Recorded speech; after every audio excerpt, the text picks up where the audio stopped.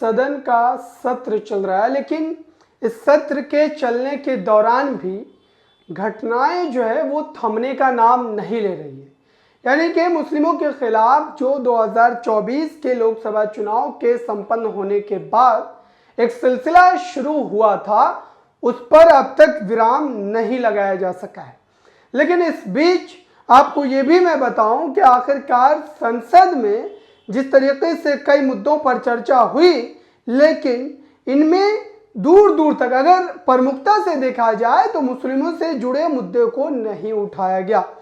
आखिरकार दिल्ली दंगा को लेकर के जो अब एक बड़ी खबर आ रही है और जिसको संसद में उठाए जाने की जरूरत थी, लेकिन किसी भी सांसद ने इस मुद्दे को नहीं उठाया, चाहे वो मुस्लिम सांसदों की बात करें या हम अन्य विपक्षी दलों के सांसदों की बात करें।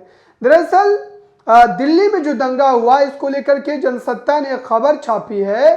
दिल्ली हाई कोर्ट ने 23 जुलाई को जो एक याचिका जिसमें अदालत की निगरानी में एसआईटी जांच की मांग की गई थी, उस पर सुनवाई करते हुए केंद्रीय जांच ब्यूरो सीबीआई को फैजान की मौत की जांच का निर्देश दिया था।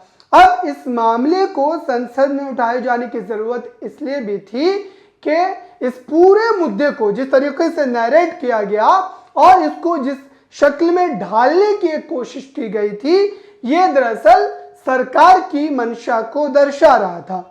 और इस रिपोर्ट में आगे लिखा हुआ है, यह मेरे लिए जीत की तरह ही है। यह शब्द पूर्वी दिल्ली में रहने वाली किस्मतुन के हैं जो कि उनकी मां है, जिन्होंने अपने बेटे फैजान की मौत के मामले में 4 साल की कानूनी लड़ाई की थकावट के बाद थोड़ी राहत उनको मिली है। फरवरी 2020 में हुए दिल्ली दंगों के दौरान दिल्ली पुलिस ने जो है एक वीडियो सोशल मीडिया पर जो वायरल हो रहा था दिल्ली पुलिस से जुड़ा हुआ, जिसमें पुलिस के कुछ जवान फैजान और 4 अन्य लोगों को पीटते हुए दिखाई दे रहे थे। इंडियन एक्सप्रेस की रिपोर्ट के मुताबिक वीडियो में सुना जा सकता था कि पुलिस के जवान उन्हें राष्ट्रगान गाकर देशभक्ति साबित करने के लिए कह रहे थे। हालांकि 28 फरवरी को एफआईआर दर्ज की गई थी, लेकिन उसमें वीडियो का जिक्र नहीं किया गया था। यह मामला सामने आने के 2 दिन बाद 23 वर्षीय फैजान की अस्पताल में मौत हो गई थी। दरअसल इसी पूरे मुद्दे को लेकर के दिल्ली हाई कोर्ट ने सीबीआई को जांच सौंपा है। तो एक और बड़ी खबर जो है वो बिहार के सीतामढ़ी से आ रही है। जी हाँ, बिहार के सीतामढ़ी में एक बड़ी घटना घटी है जिसको लेकर के सोशल मीडिया पर अफरा तफरी का माहौल है और खास करके ये बताया जा रहा है कि क्या मुस्लिमों के नाम को सुनते ही इस तरीके से जो मानसिकता भड़कती है और जिसके बाद उसकी जान लेने पर लोग उतारू हो जाते हैं। दरअसल ठीक इस तरीके की एक स्थिति जो है बिहार के सीतामढ़ी में घटी है। मिलत टाइम्स ने इस रिपोर्ट को लेकर के पोस्ट किया है। सीतामढ़ी में पुलिस की पिटाई से फुरकान की हालत नाजुक। Janakpur road Pupri railway station पर अपने दोस्त को मुंबई जाने वाली ट्रेन में चढ़ाने गए युवक की जीआरपी यानी रेलवे पुलिस की पिटाई से हालत गंभीर है। बेहतर इलाज के लिए जो है एसके एमसीएच मुजफ्फरपुर रेफर कर दिया गया है। लेकिन सवाल यह है कि आखिरकार लगातार इस तरीके की घटनाएं क्यों बढ़ती जा रही है। इससे आगे बढ़े तो एक खबर बड़ी ये है कि नेम प्लेट को लेकर के जो लगातार विवाद चल रहा था और ये कहा जा रहा था कि नेम प्लेट वाले विवाद में तमाम मुस्लिम सांसद जो हैं वो इस पूरे मुद्दे को लेकर के आवाज उठाएंगे और लोकतंत्र की उस खूबसूरत और मजबूत व्यवस्था को बचाए रखेंगे। लेकिन हुआ क्या? हुआ ये कि अब सहारनपुर के जो सांसद है इमरान मसूद, अशरफ हुसैन ने इसको लेकर के पोस्ट लिखा है, कांग्रेस एमपी इमरान मसूद कावड़ियों को फल बांटते हुए।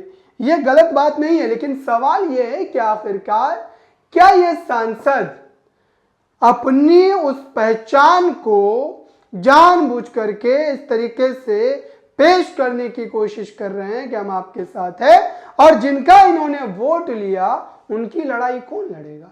या फिर पार्टी के दबाव में है, ये भी एक बड़ा सवाल है। और साथ ही आपको एक बड़ी खबर जो है कल की पता ही होगी, जब संसद में बोलते हुए इकरा हसन ने रेलवे से जो एक मांग की गई उनके द्वारा, और ये कहा गया है कि रेलवे जो है वो सीधे तौर पर जो है शामली से ट्रेनें चलाए और जो हिंदू यात्री जो तीर्थ यात्रा के लिए जाते हैं उनको आसानी हो। ये भी गलत बात नहीं है, लेकिन सवाल ये है क्या ये अपनी छवि को जानबूझ कर किस तरीके से पेश करने की कोशिश कर रहे हैं। सवाल ये है कि जिनका वोट लेकर के आप संसद में पहुंचते हैं उनकी बातों को आप प्रमुखता से क्यों नहीं उठा रहे हैं। साथ साथ आपको वो भी बात उठानी चाहिए थी। जनसत्ता ने इसको भी खबर को जो है छापा है। लोकसभा में पहली बार बोली इकरा हसन रेल मंत्री से की 3 मांग, एक सीधे तौर पर हिंदुओं से जुड़ी। समाजवादी पार्टी के इकरा हसन यूपी वेस्ट के कैराना से सांसद हैं। गुरुवार को उन्होंने अपने क्षेत्र की रेलवे समस्याओं से जुड़ी मांग संसद में उठाई है। कैराना लोकसभा सीट से इस बार समाजवादी पार्टी के इकरा हसन चुनाव जीतकर संसद पहुंची है। गुरुवार को इकरा हसन को पहली बार लोकसभा में बोलने का मौका मिला। इस दौरान उन्होंने लोकसभा अध्यक्ष के माध्यम से रेल मंत्री के समझ अपनी जो है क्षेत्र की कई समस्याओं को उठाया।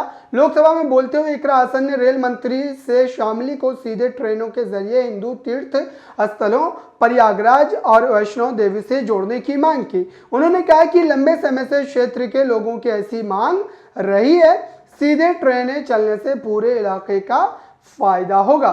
ये मांग उनके द्वारा की गई है। भले इस मांग को रेलवे जो है कितना ज्यादा प्रमुखता से सुनता है या देखता है ये तो आने वाला समय ही बताएगा, लेकिन फिलहाल इस मांग को लेकर के सवाल यही उठ रहे हैं कि आखिरकार क्या जानबूझ करके ये जो मामले हमें देखने को मिलते हैं खास तौर पर इसको लेकर के क्या स्थिति अब जानबूझ करके जो मुस्लिम सांसद है वो जो है अपनी बनाने की कोशिश कर रहे हैं कि उनके ऊपर जो एक तरीके से नजरें गड़ी रहती है कि ये मुस्लिमों की ही आवाज उठाएंगे, मुस्लिमों की ही बात करेंगे। दरअसल उस आरोप से जो है छुटकारा पाने के लिए सारी चीजें की जाती है। अली सोहराब नाम के एक यूजर ने एक पोस्ट लिखा है, मोदी सरकार ने 150 लाख करोड़ रुपए का कर्जा लेकर देश की अर्थव्यवस्था को डुबाने का काम किया।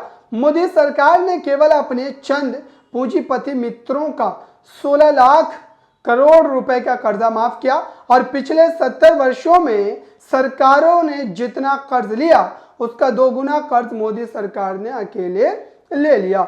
लोगों को मोदी सरकार के इस बजट से थी काफी उम्मीदें, लेकिन उन्होंने केवल लोगों को निराशा दी और देश को कर्ज में डुबाने का काम किया। केंद्र सरकार द्वारा दिया हुआ बजट हर क्षेत्र के लिए निराशापूर्ण है। केंद्र सरकार ने भारत की रक्षा करने वाली सेना, किसानों की कृषि, स्वास्थ्य, ऊर्जा, ट्रांसपोर्ट, वैज्ञानिक विभाग, फूड आदि सब्सिडी के बजट में कटौती की। राज्यसभा में आप सांसद संजय सिंह का संबोधन, इस बात को ही अली सोहराब ने कोट किया है। कल संजय सिंह ने जिस तरीके से आंखों में आंखें डालकर सरकार को घेरने का काम किया है, दरअसल वो दर्शाता है कि विपक्ष अब पूरी ताकत के साथ इस लड़ाई को लड़ेगा। लेकिन अब मुस्लिम समाज को यह तय करना पड़ेगा कि दिल्ली दंगों में मारे गए उस युवा की बात करें या फिर जो कल एक घटना घटी है जनकपुर रोड पुपरी में जिसका नाम फुरकान बताया जा रहा है, क्या इस तरीके की घटनाओं से आपको निपटना नहीं है? और अगर आपके वो सांसद जिनको आप जिता करके संसद में भेज रहे हैं उनसे सवाल भी पूछना है, उनसे सवाल पूछ करके ये जवाब भी तलाशना है कि आखिरकार जिस वोट के माध्यम से आज वो संसद में बैठे हुए हैं क्या वो आपकी आवाज को प्रमुखता से वहां पर उठा पा रहे हैं भी नहीं, या मात्र आपके वोटों से वो मौज कर रहे हैं। चूंकि ये जो परिस्थिति है वो और ज्यादा बिगड़ती चली जा रही है और विकराल रूप जो है वो अख्तियार करती चली जा रही है। इसी बीच आपको बताएं दर्शकों की जो कांवड़ियों का इस समय उद्यम मचा हुआ है और वो लगातार कांवड़ खंडित होने के नाम पर काफी उत्पाद मचा रहे हैं, उसको लेकर के वसीम अकरम त्यागी ने एक पोस्ट लिखा है। वीडियो मेरठ का है। कार सवार पर आरोप लगा कि कार की साइड लगने से कांवड़ खंडित हो गई है। उसके बाद कांवड़ियों ने कार को पूरी तरह क्षतिग्रस्त कर दिया। कार सवारों में से एक युवक को बेरहमी से पीट पीट कर अधमरा कर दिया। हर दिन यह घटनाएं हो रही है लेकिन एक्शन के नाम पर ठेंगा देखने को आपको मिलेगा।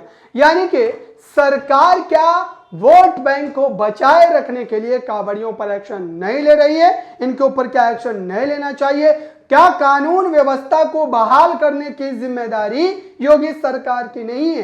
ये एक बड़ा प्रश्न है। या जानबूझकर के इस तरीके के तत्वों को छूट दी जा रही है कि वो कम से कम खुश हो सके और 2027 के विधानसभा चुनाव में भारतीय जनता पार्टी हिंदू मुस्लिम के नाम पर अपने वोट के पिटारे को भर सके और मुसलमानों के खिलाफ जो माहौल पैदा किया जा रहा है उससे उनका वोट बैंक और भी ज्यादा मजबूती से एकजुट होकर उनके पक्ष में बन सके। अब विपक्ष के सांसदों से भी मुस्लिमों को यह सवाल पूछने की जरूरत है, SC ST OBC के लोगों को सवाल पूछने की जरूरत है कि आखिरकार उनके वोट को लेकर के, उनके वोट की बदौलत जो संसद में पहुंचे, दरअसल वो इस संसद के सत्र में उनकी आवाज कितनी प्रमुखता से उठा रहे हैं, चाहे वो इमरान मसूद हो, इकरा हसन हो, इमरान प्रतापगढ़ी हो या असदुद्दीन ओवैसी हो। ये तमाम ऐसे चेहरे हैं जिनका हाथ पकड़कर आपको सवाल पूछने की जरूरत है। और जब तक जनता, जब तक खुद ये समाज, मुस्लिम समाज अगर ये सतर्क होकर के सवाल पूछने को लेकर सांसदों से बात नहीं करता, तब तक आपको इस तरीके से वोट लेकर के ठगा जाता रहेगा और आप इस तरीके से ठगने वाले लोगों में शुमार होते चले जाएंगे। इस पूरी बातचीत पर आप क्या सोचते हैं दर्शकों, कमेंट बॉक्स में जरूर बताइएगा। जुड़े रहें नेशनल दस्तक के साथ। नेशनल दस्तक की आपसे गुजारिश है कि अगर इसको बचाना चाहते हैं तो नेशनल दस्तक को सब्सक्राइब करने के लिए रेड कलर के सब्सक्राइब बटन को दबाएं, फिर बेल आइकन की घंटी दबाएं। नेशनल दस्तक को बचाने के लिए बहुत जरूरी है कि हर खबर को शेयर करें, लाइक करें, कमेंट जरूर करें।